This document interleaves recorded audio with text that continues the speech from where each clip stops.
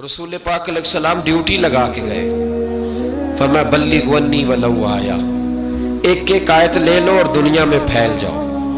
نکلو میدانوں میں، نکلو دور دراز، دین کے لیے زیادہ سے زیادہ منصوبہ بندی کرو، گلی گلی ادارے بنا دو،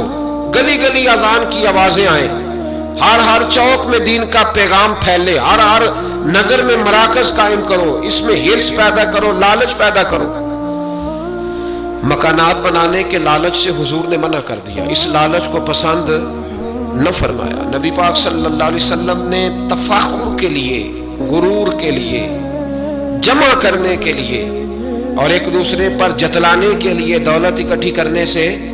منع فرمایا۔ ایک شخص گزر رہا تھا تو بڑی تیزی سے گزرا نبی پاک صلی اللہ علیہ وسلم کے سامنے سے، حضرت ابو درداء رضی اللہ تعالیٰ عنہ کہتے ہیں ایک صحابی نے کہا دیکھو کتنا چست ہے، کاش یہ چستی دین کے لیے ہوتی۔ تو نبی پاک علیہ الصلوۃ والسلام نے فرمایا اگر یہ اپنے بچوں کی روزی کمانے کے لیے جا رہا ہے تو پھر بھی اللہ کے راستے میں ہی ہے، اگر یہ ماں باپ کی خدمت کے لیے جا رہا ہے روزی کمانے تو پھر بھی اللہ کے راستے میں ہے۔ تو حضور نے فرمایا اگر اس لیے جا رہا ہے کہ میں ذرا دوسروں سے دولت زیادہ جمع کر لوں تو پھر فرمایا یہ شیطان کے راستے میں۔